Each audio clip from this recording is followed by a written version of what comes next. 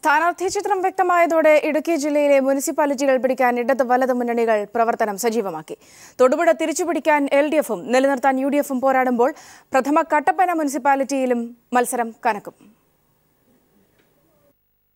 2010 തദ്ദേശ തെരഞ്ഞെടുപ്പിൽ ഇടുക്കി ജില്ലയിലെ ഏക മുനിസിപ്പാലിറ്റിയായിരുന്ന തൊടുപുഴയിൽ UDF വിജയം ആവർത്തിച്ചിരുന്നു.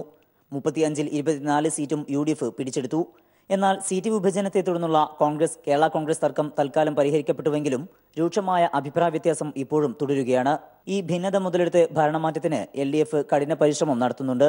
പുതുതായി രൂപീകരിച്ച കട്ടപ്പന മുനിസിപ്പാലിറ്റിയിൽ 2 വാർഡുകളിൽ കോൺഗ്രസും കേരള കോൺഗ്രസും നേർക്കുനേർ പോരാടുന്നു. നേതാക്കളുടെ ഭീഷണി മറികടന്ന് നരിയൻപാറയിലും വെട്ടിക്കുഴ കവലയിലുമാണ് പാർട്ടി ചിഹ്നങ്ങളിൽ വിമതർ മത്സരിക്കുന്നത്.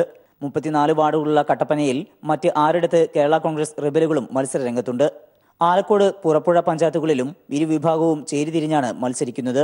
മുനിസിപ്പാലിറ്റികളിലെ LDF സീറ്റ് വിഭജനം നേരത്തെ തന്നെ പൂർത്തിയാക്കിയിരുന്നു. തൊടുപുഴ മുനിസിപ്പാലിറ്റിയിൽ 20 സീറ്റിലും കട്ടപ്പനയിൽ മുഴുവൻ സീറ്റിലും ഇടത് വലത് മുന്നണികൾക്ക് ഭീഷണിയുമായി BJPയും ശക്തമായി രംഗത്തുണ്ട്. ഹൈറേഞ്ച് സംരക്ഷണ സമിതിയുടെ പിന്തുണയ്ക്കൊപ്പം വിമതരെ അമർച്ച ചെയ്യുന്നതിൽ UDF നേതൃത്വത്തിനേറ്റ പരാജയം LDFന് കരുത്തായിട്ടുണ്ട്. എന്നാൽ വിമതർ കാര്യമായ വോട്ട് പിടിക്കില്ല എന്ന് തന്നെയാണ് UDF നേതൃത്വം കണക്കുകൂട്ടുന്നത്. ഇടുക്കിയിൽ നിന്ന് ദിലീപ് ഗോപിക്കൊപ്പം സമീർ വഴങ്ങോട്.